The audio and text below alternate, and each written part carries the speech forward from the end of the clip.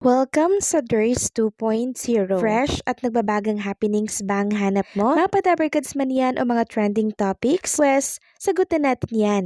Kaya naman isubscribe nyo na ang ating channel para sa mga nagbabagang balita everyday. Welcome back again sa ating YouTube channel mga kadabarkads, and for today's video, ang pag-uusapan natin ay tungkol sa mga importanteng kaganapan sa loob at sa labas ng Itbulaga. Unahin nating pag-usapan ang malaking statement po na inilabas ng TBJ or ng Itbulaga kani-kanina lamang. Ito po ay may kaugnayan sa GB5 mga kadabarkads na kung saan ay nagpapa-audition na nga po sila para yan sa pamilyang Henyo. So sa mga gusto mag-audition sa studio, pumunta lamang po kayo sa TV5 Media Center, Reliance Street, Mandaluyong City, Wednesday to Friday from 3 p.m. to 7 p.m. and look for Oreo Fuyok. At sa online audition naman, mag-send po ng inyong video na ipinapakilala ang pambato ng inyong pamilya sa GB5. I-send ang video na naglalaro ng GB5 sa gimme_5 at tbjproduction.ph at ilagay sa email ang pangalan ng pangbato ng inyong pamilya at kanilang contact number. Samantalang next topic naman, talakayin naman natin mga kadabarkads ang kaganapan dito kay Raisa May Dizon. So sila po ay nandirito pa po sa Hong Kong at last day na po nila ngayong araw. Ibig sabihin ay pauwi na rin po sila mga kadabarkads at sinusulit na lamang po nila yung vacation or yung stay nila dito po sa Hong Kong.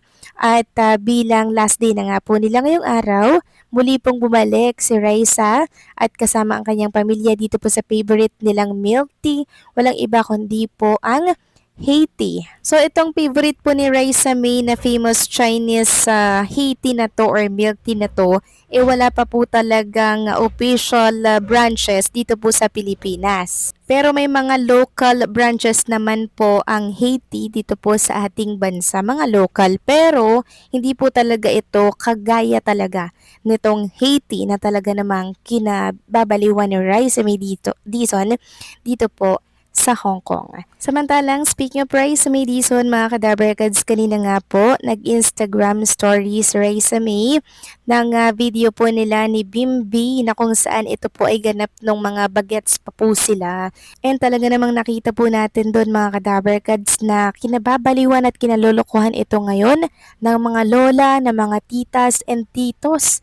Talagang gustong-gusto nilang magkaroon ng comeback si Bimbi dito po sa programang Itbulaga. Antayin po natin yung announcement ng DBJ para po sa pagbabalik nitong si Bimbi kasi talaga namang patok na patok po sa masa ang kanilang tambalan. Samantalang, pag-usapan naman natin ang kaganapan sa isang Dabarkads na kung saan ay naoperahan po. Walang iba kundi po si Dabarkads Clones, Dominador Albiola Jr. So siya po ay naoperahan dahil malabo po ang mata niya mga kadabarkads. Sinanggal po yung katarata sa kanyang mata. At naging successful po yun mga kadabarkads. Kaya nga po lubos ang pasalamat ni Mang Domeng kay John Ryle and syempre kay Luz Kiambao na talaga namang tumulong at sumuporta po sa kanya nang siya po ay maoperahan. Samantalang talakay naman natin ang usaping posible daw pong makasuhan ang TV5 dahil daw po sa pagsasanib or pakikipagsanib puwersa or pakikipagtulungan sa ABS-CBN. Ayon po yan sa write-ups ng Media Watch PH. Sabi nga dito sa headline nila, TV5 dihado posibleng mademanda ng mga bilyar at madawit sa Kongreso sa issue ng ABS-CBN sakaling ituloy ang alyansa sa kapamilya. Di po itong si Mr. MVP, isa sa mga producer ng Itbulaga mga kadabarkads, di posibleng damay din po siya dito kasi siya po yung may-ari ng TV5. Ayon dito naharap sa kabi-kabilang issue ngayon ng ABS-CBN gaya sa isinampang reklamo ng anomalya at naglalaki ang sweldo at benepisyo ng piling mga tao ni Gabby Lopez ayon sa mother holding firm nitong Lopez Inc. So yan po yung sinasabi po nila mga kadabarkads na pag nakipagtulungan daw ang ABS sa TV5 ay posible daw pong makasuhan or maidemanda ang TV5. Diba? Yan po yung sinasabi dito.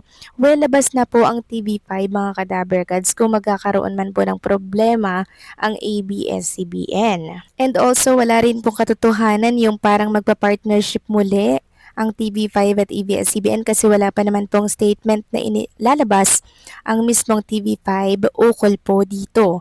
Samantalang next topic naman, pag-usapan naman natin ang tungkol dito sa kinadismaya po ng mga Dabarkads natin nang may lumabas pong picture ni Bimbi at ng kanyang di umano ay girlfriend. So yan po yung kumakalat na nag-circulate ngayon sa mundo po ng social media na may girlfriend daw po itong si Bimbi.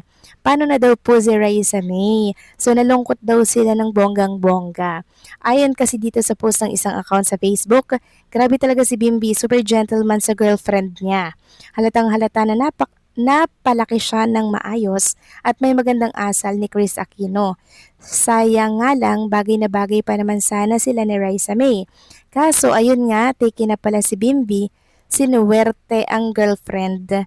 So, mga kadabarkads, ito pong picture na nag-circulate ngayon sa mundo ng social media ay AI lamang po. Lilinawin ko lang po, AI lamang ito at for entertainment purpose only.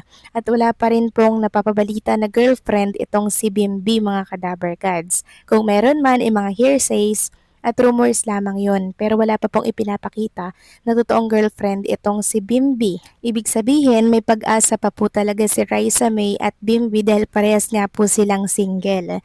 Kaya kung magkakaroon po ng pagkakataon si Bimbi na tanggapin nga po ang magiging offer ng TVJ Production, nako mga kadabarkads, baka magkaroon po ng happy ending itong si Raisa at si Bimbi. 'Di ba? Kasi parehas pa po silang single. Pero syempre, hindi naman natin pinipilit na sila po ang mag-ibigan, kundi marami talaga yung kinikilig sa kanila dahil malakas po kasi yung chemistry na meron itong si Bimbi at maging si Miss Chris Aquino, talaga namang botong-boto kay Raisa May, 'di ba? And gustong-gusto niya rin po si Raisa May at gusto niya rin po siguro na si Bimbi ay mag-host dito po sa programang Itbulaga kasi hindi po yan mag-host or tatapak si Bimbi dyan kung hindi po gusto ni Miss Chris Aquino na mabilang yung kanyang anak dito po sa programang Itbulaga. Ibig sabihin, trial po yung nangyari nung nakaraan. Trial, tinusubukan po nila kung papatok ba sa publiko or sa masa yung paandar ng creative team po ng Itbulaga pumatok, mga kadabarkads. Ibig sabihin, nagpaplano na po ang creative team ng panibagong paandar para kay Raisa at kay Bimbi. And most requested din po ito sa mundo ng social media na sana daw ay gawan ng segment si Bimbi at si Raisa May Dizon. Ang Itbulaga po ay nakikinig sa hinaing at request ng marami dahil televiewers ang masusunod dito. Kaya abangan natin yung pinakamalaking statement at announcement ng TVJ Production para po sa kanila. Kayo ba mga Kadabarkads, agree ba kayo dito? Please comment down below.